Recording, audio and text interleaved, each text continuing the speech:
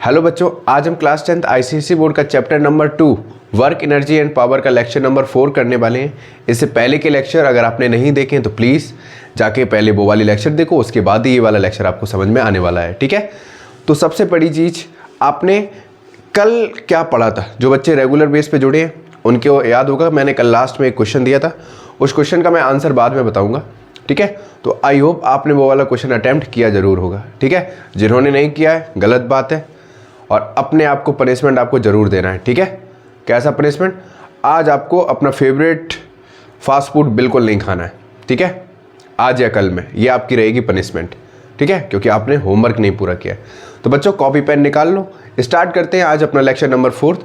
आज हम पढ़ेंगे पावर के बारे में। ठीक है, पावर और एनर्जी के बारे में ये वाली वीडियो रहेगी। ठीक है, उनकी यूनिट्स को डिटेल में एक्सप्लेन करेंगे।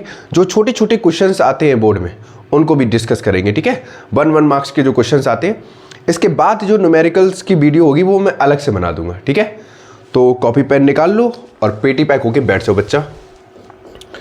तो सबसे पहला टॉपिक है पावर।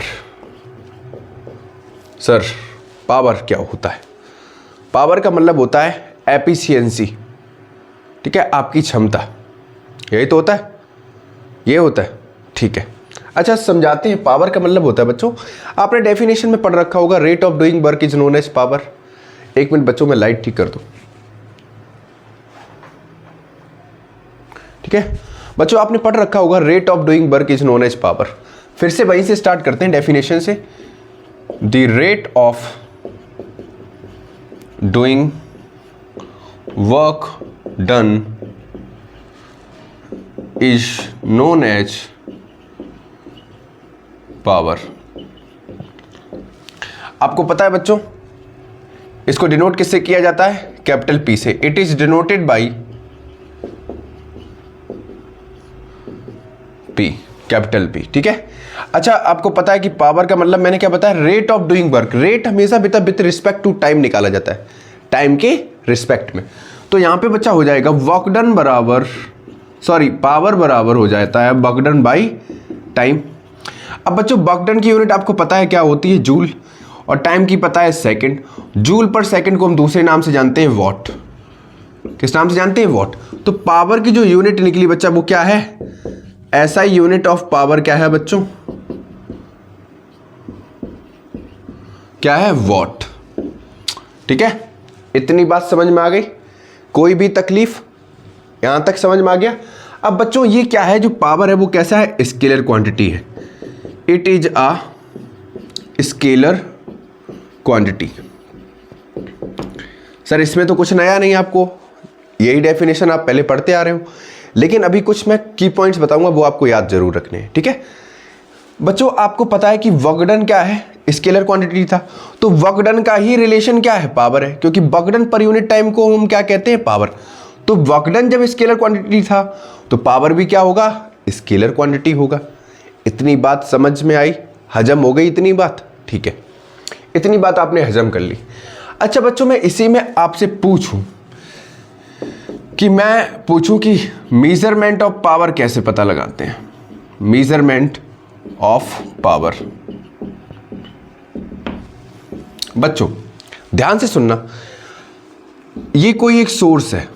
ठीक है, इसको मैंने क्या नाम दिया? सोर्स। ध्यान से सुनना। ठीक है, जाहिर सी बात है ये सोर्स क्या करता है? पावर स्पेंड करेगा। ये सोर्स क्या करेगा? पावर स्पेंड करेगा। पावर स्पेंड करने का मतलब है ये कुछ ना कुछ वर्क डन करेगा। भाई जैसे आपसे मैंने ये कहा कि बेटा ये बैग उठा के यहां रख दो, तो आपने कुछ ना कुछ वर्क डन किया। कुछ ना कुछ वर्क डन करने में आपको कुछ ना कुछ टाइम लगा या नहीं लगा? मैंने कहा एक ग्राउंड का चक्कर लगा के आओ।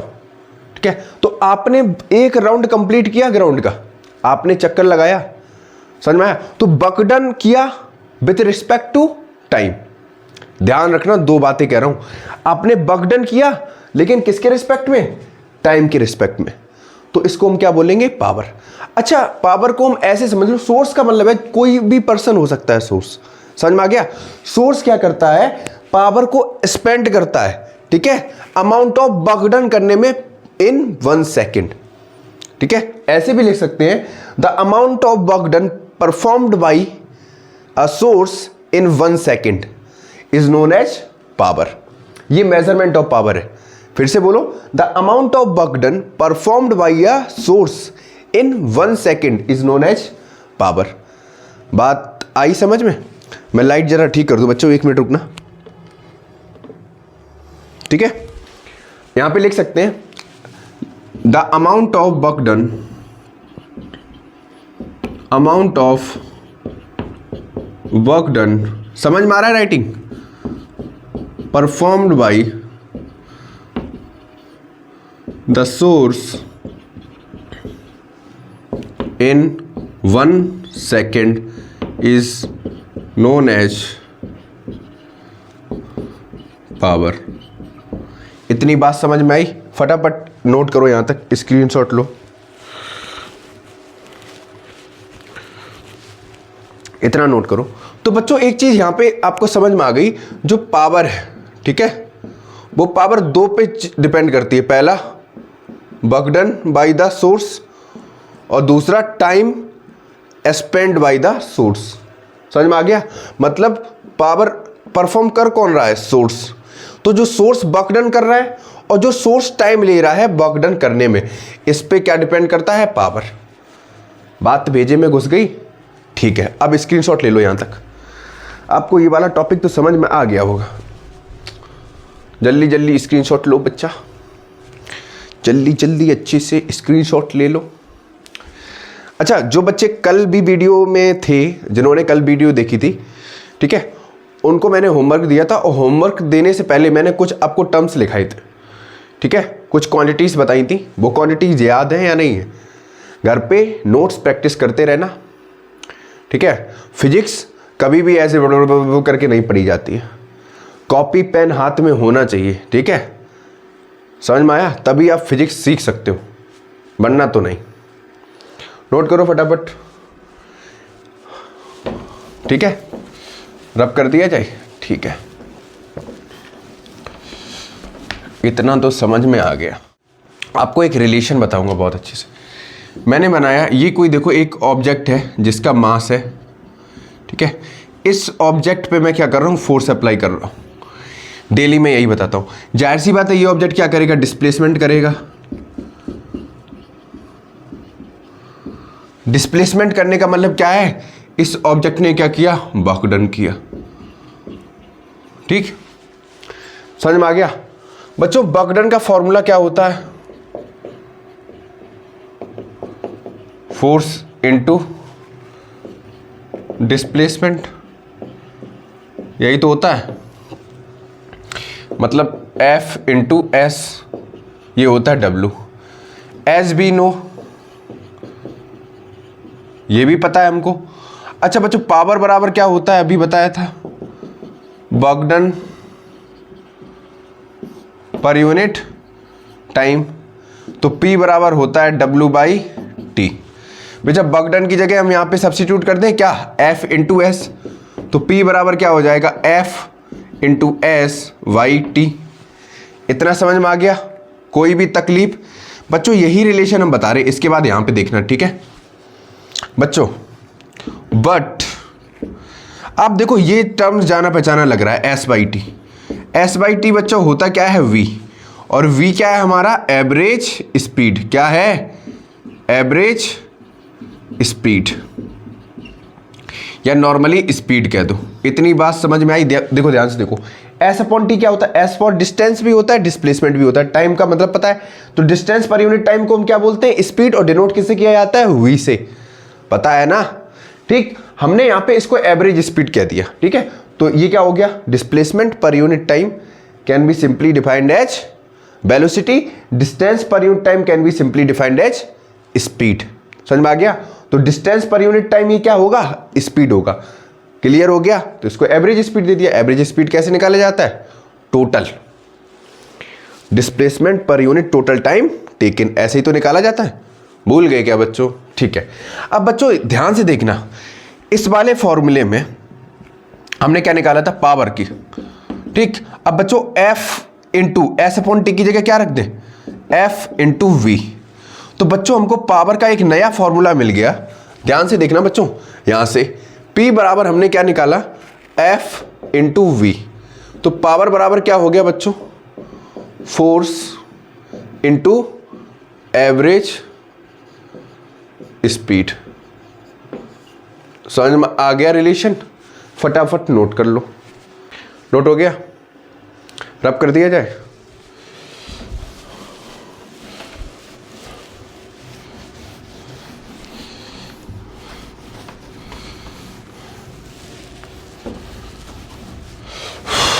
अब बात करते हैं बच्चा यूनिट की। अभी मैंने आपको बताया था पावर की यूनिट क्या है बच्चों, वॉट, ये आपको पता है। अब हम बिगर यूनिट की बात करेंगे। किसकी बात करेंगे बच्चों? बिगर यूनिट की। हेडिंग डाल लो बिगर यूनिट। कैसे निकालेंगे बच्चों? कल मैंने आपको बताया था, यूनिट कल पढ़ाई थी, ठीक है। जिसने लेक्चर नहीं देखा प्लीज वो वाला लेक्चर जाके देख लो, तभी आपको समझ में आएगा ये वाला लेक्चर, ठीक है। तो आप ऐसे समझो 1 किलोवाट, 1 मेगावाट और 1 गीगावाट, ये बड़ी यूनिट है। और 1 किलोवाट होता है 10 to the power 3 watt, 1 megawatt होता है 10 to the power 6 watt, 1 gigawatt होता है 10 टू द पावर 9 वॉट। बच्चों ये बिगर यूनिट है किसकी? पावर की। समझ में आ गया? कोई तकलीफ नहीं। अब बच्चों इसी में बात करते हैं स्मॉलर यूनिट की। Smaller unit of power, paper में क्वेश्चन कभी कभी आता है यहाँ पे। अभी एक दो क्वेश्चंस और क्लियर कराएंगे। एक होता है बच्चों मिलीवॉट, ठीक है। मिलीवॉट को आप ऐसे भी समझ लो, ऐसे भी लिखा जाता है मिली वॉट बराबर होता है 10 टू द पावर -3 वॉट की। इसको ऐसे लिखते हैं, स्मॉल m बनता है और कैपिटल W बनता है, 10 टू द पावर -3 वॉट। ये मिलीवॉट हो गया पहला। दूसरा होता है 1 माइक्रोवॉट। 1 माइक्रोवॉट होता है 10 टू द पावर -6 वॉट। ये स्मॉलर यूनिट हो गई। अच्छा बच्चों मैं आपसे पूछूं कि CGS यूनिट ऑफ वॉट क्या होता है? CGS यूनिट ऑफ वॉट क्या होता है? Sorry, CGS unit of power क्या होता है? सॉरी बच्चा, CGS यूनिट ऑफ पावर क्या होता है? बच्चों कल मैंने आपको बताया था कि बॉगडन की जो CGS यूनिट है वो क्या होती है? अर्ग। क्या होती है? अर्ग। समझ में आ गया? और 1 अर्ग किसके बराबर था? 1 डाइन इंटू 1 सेंटीमीटर के बराबर, ठीक है। और 1 जूल किसके बराबर था? 10 टू द पावर 7 अर्ग के बराबर, ठीक है। ये लेक्चर नंबर 2 में हमने बताया है आपको। तो बच्चों जो CGS यूनिट ऑफ पावर होता है वो क्या होता है? तो इसको ऐसे लिख दो, 1 वॉट किसके बराबर होगा बेटा? 1 अर्ग पर सेकंड के बराबर, या ऐसे भी लिख सकते हो 1 अर्ग सेकंड इनवर्स, ठीक है। ये CGS यूनिट हो गई किसकी? पावर की। कोई तकलीफ? इतना नोट करो फटाफट, इतना नोट करो, ठीक। और कोई यूनिट तो नहीं भूले? अच्छा एक और आता है, एक और बेटा, 1 हॉर्स पावर किसके बराबर होता है? 1 HP होता है 746 वॉट के बराबर। आगे अभी जब न्यूमेरिकल्स कराएंगे तब काम आएगा। 1 HP बराबर होता है बच्चों 0.746 किलोवाट, ठीक है। ये तो हो गया पावर वाला कॉन्सेप्ट, यहां तक समझ में आ गया। इसके बाद स्टार्ट करेंगे energy. Energy energy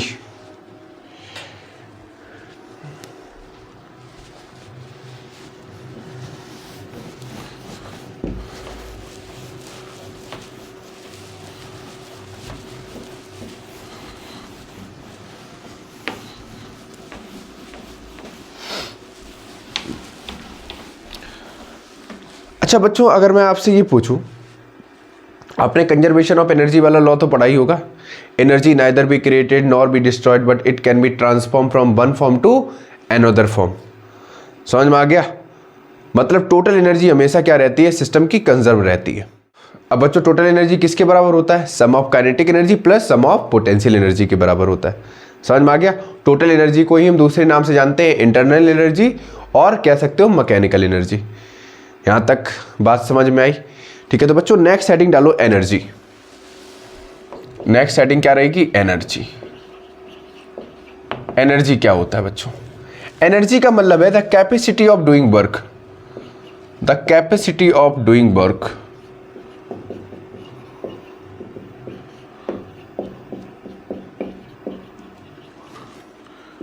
is known as energy। समझ में आ गया बच्चों? It is denoted by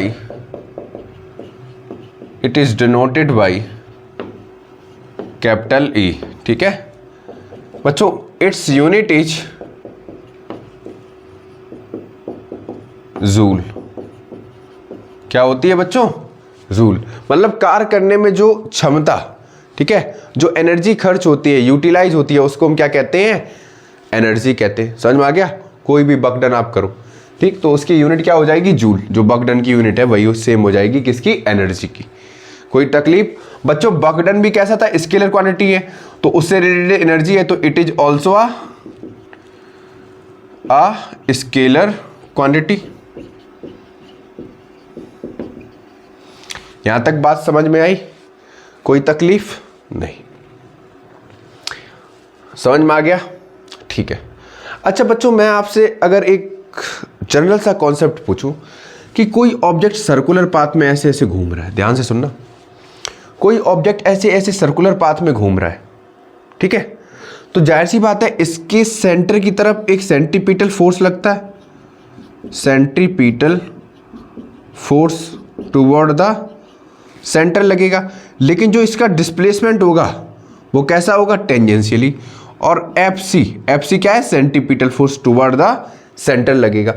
बच्चों यहाँ पे जो फोर्स और डिस्प्लेसमेंट है, मतलब FC for centripetal force perpendicular है किसके, डिस्प्लेसमेंट के।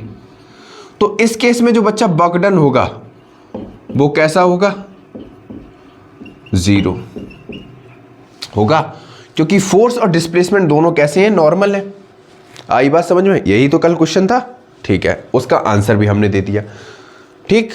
अब बच्चों ध्यान से देखो, अगर मैं बोलूं कि इस केस में जो इसकी एनर्जी है वो कितनी खर्च हुई, तो आप क्या बताओगे, बताओ इस केस में, जल्दी से सोच के बताओ, सोचो थोड़ा, 2 मिनट सोचो कि इस केस में जो इसकी एनर्जी है वो खर्च कितनी हुई, क्योंकि वर्क डन तो 0 हो गया।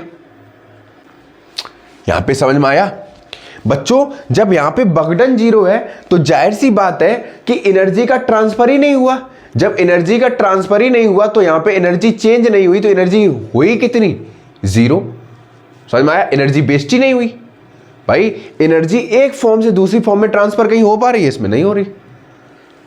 समझ में आया या नहीं आ रहा? कोई तकलीफ? अभी इसका डिटेल वेरिएंट आगे समझाएंगे जब फॉर्म्स ऑफ एनर्जी पढ़ाएंगे, mechanical energy, kinetic energy, potential energy, ठीक है, हीट एनर्जी, तब वहां पे आपको ये सारी चीजें समझाएंगे। इतना समझ में आया? नोट करो फटाफट, यहां तक हम पानी पी लें थोड़ा, नोट करो।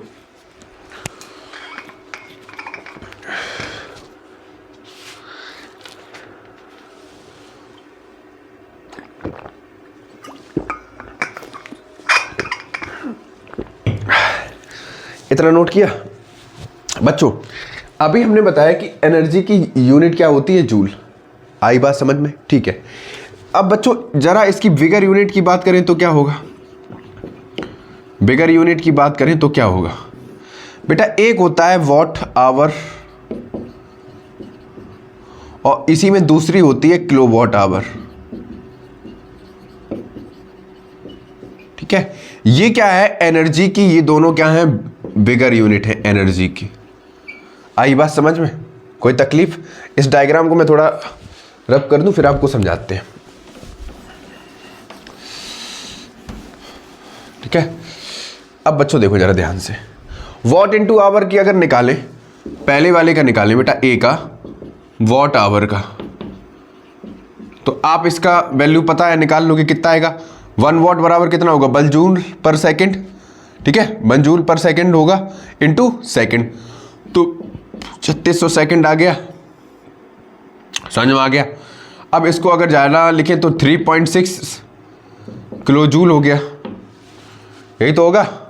कोई तकलीफ? अब बेटा बी वाला पार्ट देखो, kilo watt hour, kilowatt hour. Kilowatt hour को कैसे कम समझेंगे, ध्यान से समझो बेटा। 1 किलोवाट आवर को ऐसे लिख दो kWh, ये बेटा 1 वॉट आवर है, ठीक है। ठीक है, 1 घंटे में 3600 सेकंड होते हैं, हमने कन्वर्ट करके लिख लिया डायरेक्ट। आपको पता है 1 किलोवाट आवर किसके बराबर होगा, 1 किलोवाट इंटू 1 आवर के बराबर होगा। आई बात समझ में। और 1 किलोवाट किसके बराबर होता है, 1000 वॉट के, आपको पता है। और 1 आवर किसके बराबर होता है, 60 इंटू 60, 3600 सेकेंड के लिए। ये हो गया 1000 इंटू 3600, मल्टीप्लाई करो बेटा, कितना हो जाएगा 3.6 इंटू 10⁻6 जूल। तो 1 किलोवाट आवर किसके बराबर हो गया, इतने जूल के बराबर। इतना समझ में आ गया। ये था एनर्जी का और पावर का हल्का फुल्का सा कॉन्सेप्ट। जब इसका न्यूमेरिकल वाला पोर्शन हम करेंगे तो आपको अच्छे से समझ में आएगा। आपको न्यूमेरिकल मिलेंगे जो हम कराएंगे, अभी हमने एक भी न्यूमेरिकल नहीं कराया, वो एकदम मिक्स्ड होंगे। Work done by the force of gravity पे बेस्ड भी होंगे, ठीक है। इक्वेशन ऑफ मोशन भी लगेगी वहाँ पे, ठीक है। पावर का भी रिलेशन देखेंगे, काइनेटिक एनर्जी का भी रिलेशन देखेंगे, एनर्जी के भी फॉर्म देखेंगे। तो आपको मज़ेदार टाइप के न्यूमेरिकल्स मिलेंगे, ठीक है। और कोशिश करेंगे 1-2 वीडियो के बीच में भी हम न्यूमेरिकल सॉल्व कराते रहें, ठीक है। 2 कॉन्सेप्चुअल लेक्चर लाने के बाद 1 लेक्चर न्यूमेरिकल पोर्शन का जरूर रखें। आप बता देना कमेंट बॉक्स में, उस हिसाब से आपके न्यूमेरिकल रहेंगे। लेकिन न्यूमेरिकल का जो लेवल रहेगा एकदम मसाला, ठीक है। आज के लिए इतना ही रखते हैं बच्चों।